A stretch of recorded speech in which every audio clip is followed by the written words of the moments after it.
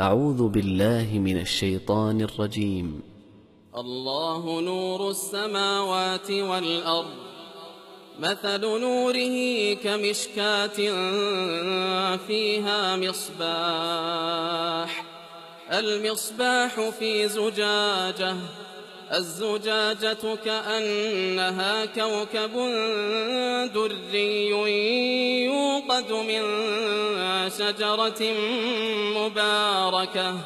يوقد من شجرة مباركة زيتونة لا شرقية ولا غربية، يكاد زيتها يضيء ولو لم تمسسه نار، نور على نور، يهدي الله لنوره من يشاء ويضرب الله الأمثال للناس والله بكل شيء عليم. في بيوت أذن الله أن ترفع ويذكر فيها اسمه يسبح له فيها بالغدو والآصال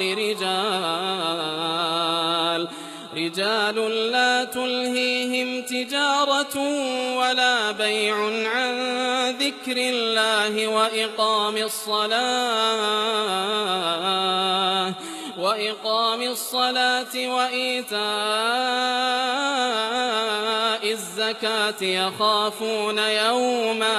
يخافون يوما تتقلب فيه القلوب والأبصار، ليجزيهم الله أحسن ما عملوا ويزيدهم من فضله، والله يرزق من يشاء بغير حساب. والذين كفروا أعمالهم كسراب بقيعة يحسبه الظمآن ماء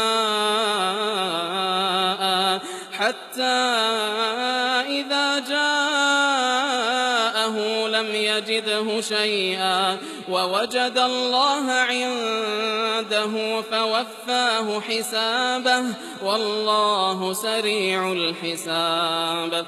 أو كظلمات في بحر اللج يغشاه موج من فوقه سحاب، ظلمات بعضها فوق بعض إذا أخرج يده لم يكد يراها، ومن لم يجعل الله له نورا فما له من نور.